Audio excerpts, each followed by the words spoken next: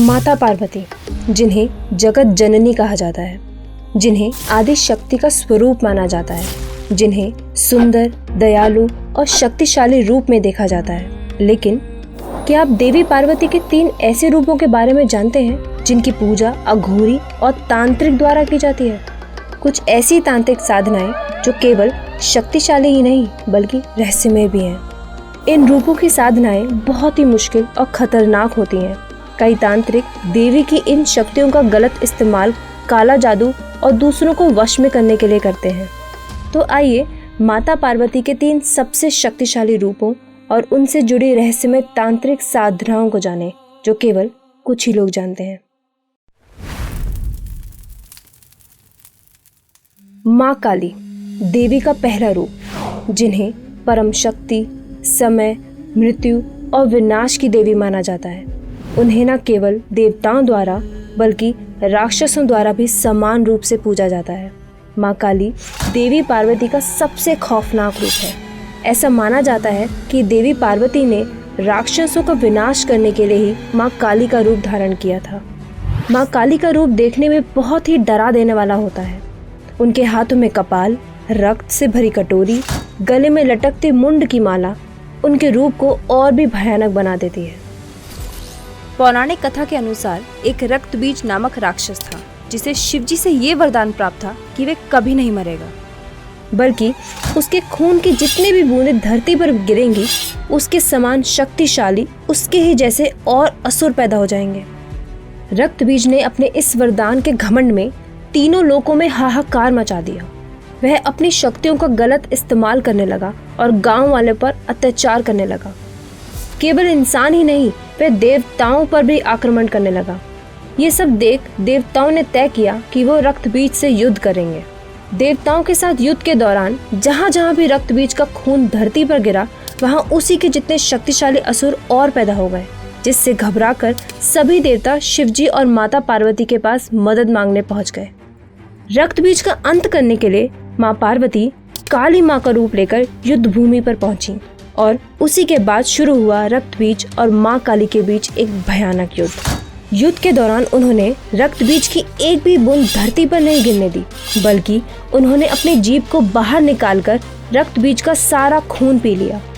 इससे रक्तबीज का विनाश तो हो गया, लेकिन उस समय माँ काली का रूप इतना विकराल रूप ले चुका था कि उन्हें शांत करना बहुत जरूरी हो गया था। हर कोई उनके पास जाने से डरने लगा। तभी सारे देव शिवजी के पास गए और उनसे माँ काली को शांत करने की प्रार्थना करने लगे। माँ काली को शांत करने के लिए शिवजी ने कई प्रयास करे पर वह असफल रहे। फिर भगवान शिव ने एक साहसी निर्णय लिया। वह माँ काली के पैरों के सामने लेट गए और जैसे ही माँ काली ने अपने कदम गुस्से में आगे बढ़ाए तो उन्हें एहसास हुआ कि उन्होंने अपने चरण भोलेनाथ पर रख दिए हैं। जब माँ काली को अपनी गलती का एहसास हुआ तो उनका विकराल रूप शांत हो गया। कहा जाता है कि इसी घटना के बाद से माँ काली का रूप इतना विकराल है और उनकी जीभ हमेशा लाल और बाहर होती है।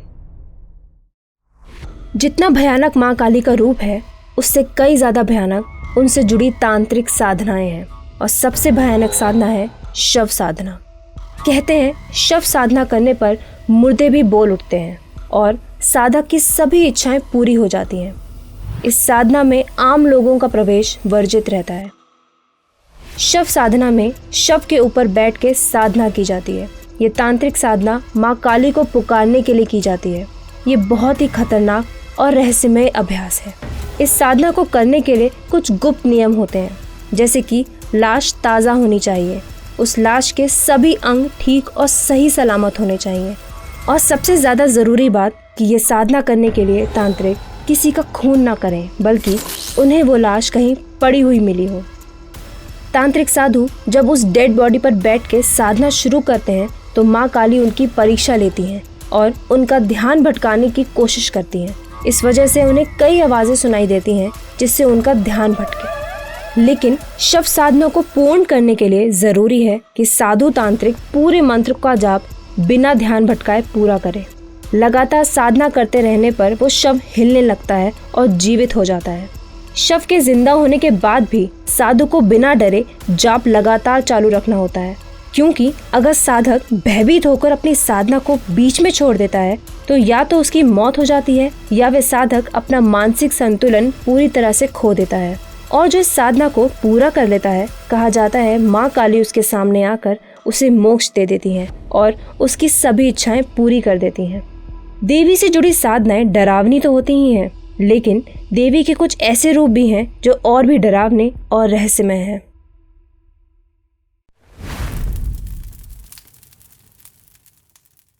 देवी छिन्नमस्ता, देवी पार्वती का तीसरा रूप, जो एक ऐसी देवी हैं जिन्होंने अपना ही सर धड़ से अलग कर दिया था। ये एक तांत्रिक हिंदू देवी हैं जिनकी पूजा आम लोगों द्वारा कम, तांत्रिकों द्वारा ज़्यादा की जाती है। देवी छिन्नमस्ता का रूप काफ़ी भयानक दर्शाया गया है। उनके बाएं हाथ में अपना कटा हुआ सर तो दूसरे हाथ में खून से भरी कतार है। उनके कटे हुए सर से 3 खून की धाराएं बह रही हैं। देवी को कामदेव, जो एक यौन देवता है, और उनकी पत्नी रति के ऊपर खड़ा दिखाया है, जिनके बीच संभोग हो रहा है। देवी छिन्नमस्ता के बारे में कई अलग अलग कहानियां हैं जो बहुत ही हैरान कर देने वाली हैं। एक दिन देवी पार्वती और उनकी 2 सेविकाएं दाकिनी और वर्णिनी के साथ स्नान के लिए मंदाकिनी नदी किनारे गईं।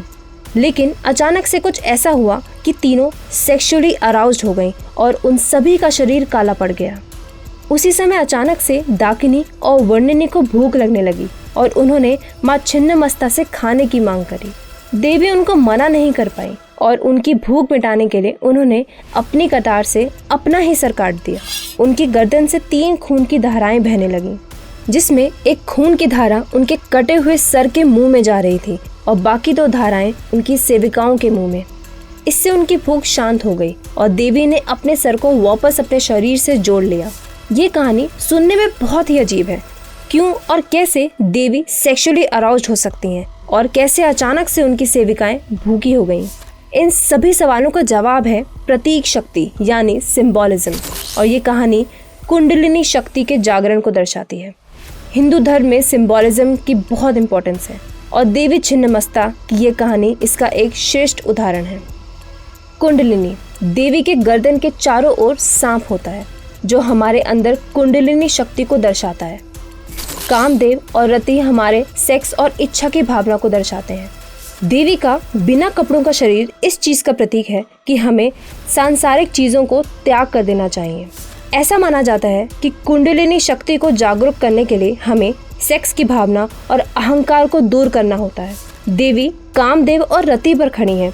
ये दृश्य दर्शाता है कि उन्हें अपनी यौन इच्छाओं पर पूरा नियंत्रण है।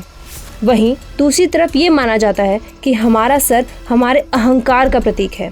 इसलिए सर काटना ये दर्शाता है कि देवी ने अपने अहंकार को पूरी तरह से खत्म कर दिया है। कई ग्रंथों की मदद से तांत्रिक साधु अपनी इच्छाओं और यौन भावनाओं पर नियंत्रण कर पाते हैं और अपने अंदर की कुंडलिनी शक्ति को जगा पाते हैं। ये एक ऐसी शक्ति है जिसे कोई भी अपनी इच्छा पूरी कर सकता है।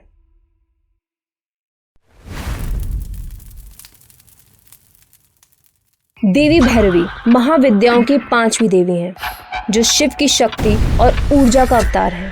देवी भैरवी को अक्सर काली और भयानक रूप में दर्शाया जाता है, जिनके बाल खुले और बिखरे रहते हैं, जो उनके आक्रामक और विनाशकारी रूप को दर्शाता है। देवी भैरवी के 4 हाथ और 3 नेत्र हैं। वे लाल रंग के वस्त्र पहनती हैं और उनके गले में मुंड की माला होती है। उन्हें अक्सर एक त्रिशूल, खंजर और तलवार के साथ दर्शाया जाता है। ये एक ऐसी देवी हैं जिनकी उपासना से तीनों लोकों में भय फैला हुआ है। उन्हें सृष्टि की रचना और उसके विनाश के लिए जिम्मेदार ठहराया जाता है। देवी को भगवान शिव के भैरव अवतार के समक्ष होने के कारण देवी भैरवी नाम दिया गया है।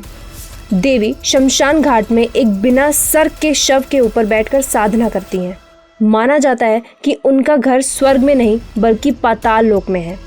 वह एक ऐसी रहस्यमय देवी हैं जिन्हें देखने के लिए कई साधक भैरवी क्रिया जैसी साधनाएं करते हैं, जिसमें वो जल, अग्नि, वायु और धरती जैसे हर तत्व का इस्तेमाल करते हैं। देवी भैरवी जन्म और मरण को कंट्रोल करती हैं। वह जब क्रोधित होती हैं तो कोई भी असुर उनके समक्ष टिक नहीं सकता। कहा जाता है कि कोई भी तांत्रिक अगर इनकी पूजा किसी गलत इरादे से करता है तो उसका जीवन पूरी तरह से नष्ट हो सकता है और अच्छे इरादे से की गई पूजा से लोगों की इच्छाएं पूरी हो जाती हैं। देवी भैरवी को 10 महाविद्याओं में सबसे शक्तिशाली तंत्र देवी माना जाता है।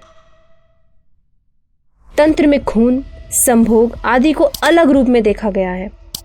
लोग तंत्र से डरते हैं और उसकी कहानियां उन्हें काफ़ी डिस्टर्बिंग भी लगती हैं, लेकिन तंत्र विद्या में इन्हें गलत नहीं माना जाता, बल्कि इन सभी को जीवन का एक ज़रूरी हिस्सा माना जाता है और इन कथाओं और साधनाओं से हमारे डर को दूर भी किया जाता है। क्या आप देवी पार्वती के इन रूपों और उनसे जुड़ी इन तांत्रिक साधनाओं के बारे में जानते थे? हमें कमेंट सेक्शन में ज़रूर बताएं। आपने देवी पार्वती के सभी रहस्यमय रूपों के बारे में तो जान लिया, लेकिन क्या आप गणपति के रहस्यमय रूप के बारे में जानते हैं? ये एक ऐसा रूप है जिसके बारे में केवल 1% लोग ही जानते हैं, और वो रूप है अघोर गणपति का रूप, जो कि गणेश जी के 32 रूपों में से एक है। ये गणपति का एक उग्र रूप है जिन्हें अक्सर तांत्रिक साधकों द्वारा पूजा जाता है। अगर आप गणपति के इस रहस्यमय रूप के बारे में जानना चाहते हैं तो ये राइट वाली वीडियो ज़रूर देखिएगा।